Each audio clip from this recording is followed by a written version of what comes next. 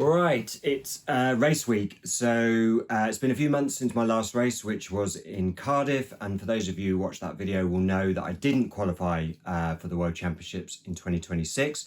I do have another chance to try.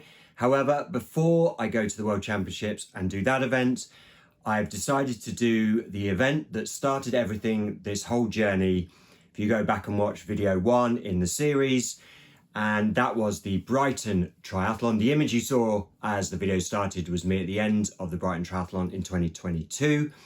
I have my friend Drew to thank for getting me into that race. He mended my bike for free back then and got it all sorted. And yeah, I did that race and I thoroughly enjoyed it. Didn't do anything special, time wasn't anything special, but it kind of started this journey.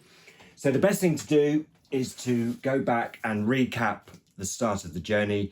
And those of you who've been watching these videos from the beginning will obviously recognize this. And I first drew this after the Brighton event, and you can see here the line across the bottom. This is where everything started, and this is kind of where we've got to now after 2 or 3 years of training. So small progress. I think what's been really interesting is how long it takes to make that progress.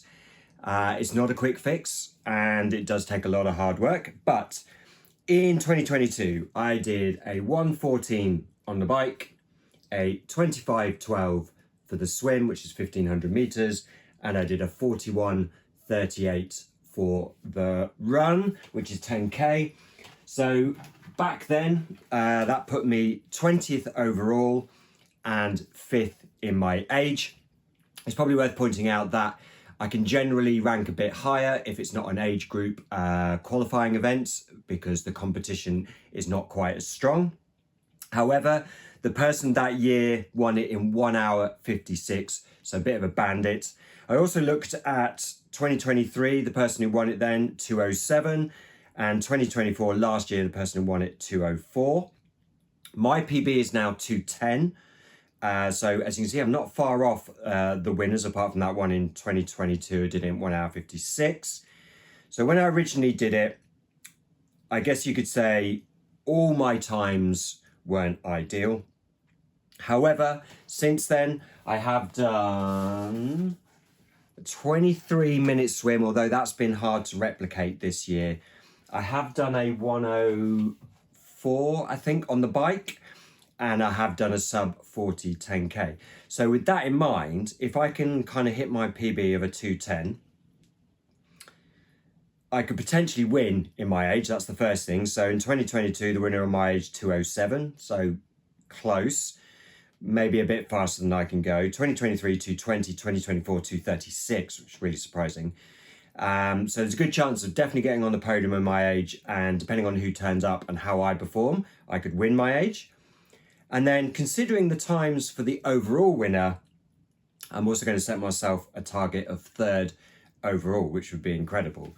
Now, there is a bit of a caveat to this race. Unfortunately, if you live locally or near me, you'll know that the conditions or the weather has changed somewhat in the last couple of weeks. There's been a lot of wind, a lot of rain, thunderstorms, things like that. I got an email last night from the organisers saying the swim could get cancelled and replaced with a 5K, so it'll become essentially like a duathlon. So 5K run, 40K bike, 10K run. This is not ideal for me. Whilst my swim is not elite, it does tend to give me a bit of an advantage over quite a few of the athletes in the field. And unfortunately, the bit that lets me down, probably the most now, is the run. So if it does go to 5K run, bike, 10K run, those targets I've set are going to be much harder to achieve, as I will be competing against strong runners twice, and I lose my advantage in the swim.